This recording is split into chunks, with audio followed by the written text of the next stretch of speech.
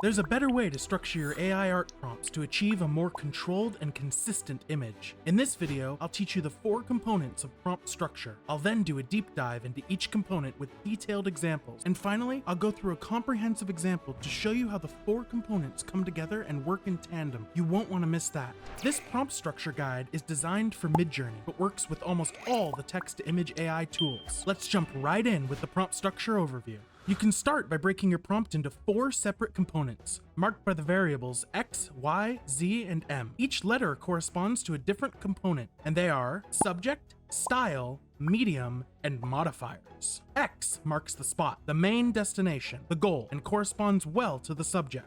Y is the why of the image. What feelings does it invoke? The vibes and styles associated with the image. Next comes Z, well, I don't have any witty sayings for this one, and GPT wasn't much help. I suppose the Zephyr of imagination works? Either way, Z is the medium, the art style of the desired image. Finally, we get to M, the modifier. These are all of the settings-related additions you can add. Just a quick interjection here. I've always called these modifiers because they modify the image, but Midjourney calls them parameters. While editing, I realized this might be kind of confusing, so just understand that modifier means parameter. The order in which you include these components in your prompt matters to an extent. It's always best to start with your subject and end with your modifiers, but the position of your style and medium components are interchangeable. I find it best to separate each component with a comma. Now, it's not necessary to do this, but I found it helps me to stay organized. It's also crucial to know it's best to stick to 1 to 4 keywords for each component. Midjourney won't use all of your keywords, and it may use your keywords in unintended ways. So don't overcrowd your prompts, unless you happen to be a chaos enjoyer. That's just the overview. Now let's take a deep dive into each of the different components to really understand how to use them effectively. Every image has a subject. Maybe it's a robot, or a cat, or a zombie, or New York City. You get the point. It's what the image is about. And usually it's a noun, though it doesn't have to be. Let's use the example of a cat to illustrate. Cat is a basic subject and gives basic results. Even without getting into use of the other components, we can refine our subject further by implementing more packed keywords. I'll have a tutorial on packed keywords out soon, but a simple explanation is that they are words that carry more visual details within them. For instance, instead of simply saying cat, we can say tabby cat, or alley cat, or Baron von Cat. Each one of these different keywords carries a different meaning and gives different results. Midjourney is so effective that you can simply input your subject, packed or not, without any other components and get spectacular results. Spectacular, but not consistent, not controlled, random. This brings us to the next component. A styling keyword is primarily there to control the feelings evoked by the image. It's kind of like the vibes of an image. Adjectives like elegant or angry, bright, colorful, or devilish. Let's take the example of a cat again. We'll use the basic non-packed cat subject to better illustrate the point. We can see that applying the style keywords refines our original output in a certain direction. Now this works the same with all of the different subjects, and it can be fascinating to see how certain subjects and styles look when paired. You can really see that it adds character and flair to the initial subject. This is key if you're trying to achieve your own artistic vision and to maintain the consistency throughout multiple images necessary for a project like a children's book, for example. But there's more to artistic vision than just the style of an image or the subject itself. There's also the medium. You can think of the medium as the foundation of the image. Keywords like impressionist, photorealistic, concept art, claymation, or black and white photography, just to name a few.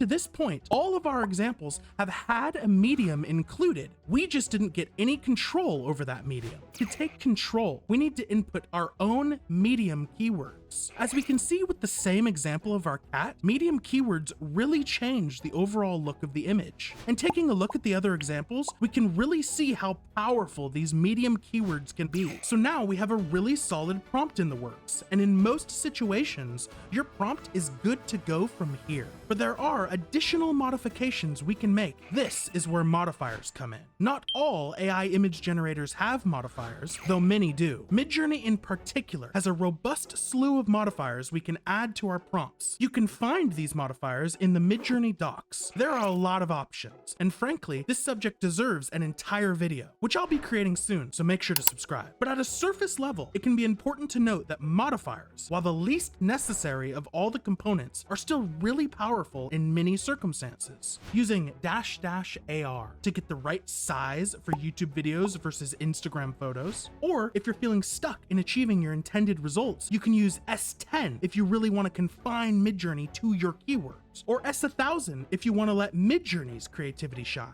Or as Midjourney itself describes, low stylization values produce images that closely match the prompt but are less artistic. High values create images that are very artistic but less connected to the prompt. I've found that I use AR and S all the time. Now it's time for the comprehensive example. I decided to use dragon to start with because I haven't used dragon yet thus far. We have this great 4x4 of a dragon. It looks cool, it's great right off the bat, but it's not there yet. Let's push and pull it with our 4-component structure. So the first thing I wanted to do was add the modifier for the aspect ratio at the end. I know it's the last component, but I found that if you have an intended aspect ratio in mind, just put it in there right off the bat, because aspect ratio does kind of affect the look of an image. So I did just that. I added my favorite aspect ratio, the 1920 by 1080, and it definitely changes the image a lot, but this dragon looks really mean, so I wanted to change that, make him a little bit nicer. So here we're faced with the first opportunity to add a new component, and let's do so. Let's add the style component. I'm gonna add just one keyword, flowery. And you can see from the output of this image, it looks a little bit nicer. He still kind of looks like a very intense dragon. So I wanna push and pull it a little more. Before we get into adding the medium component, I like to really zone in on my exact subjects and styles. So let's do that. Let's refine our subject and style further. I think this dragon still needs to be a little cuter. So let's add tiny and cute. So you can see from this output, it totally changed it. Now we're talking. This is a direction that I could get behind.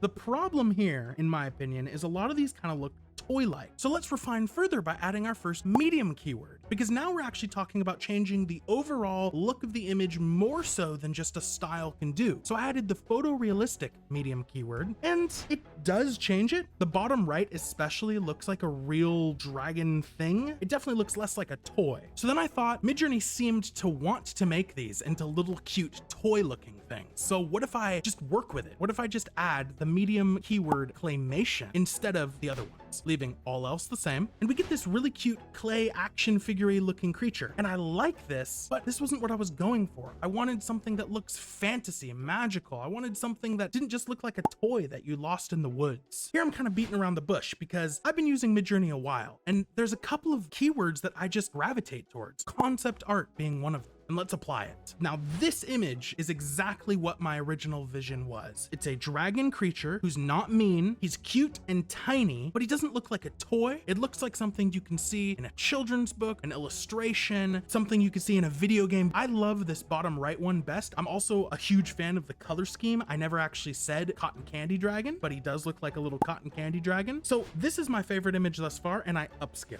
it.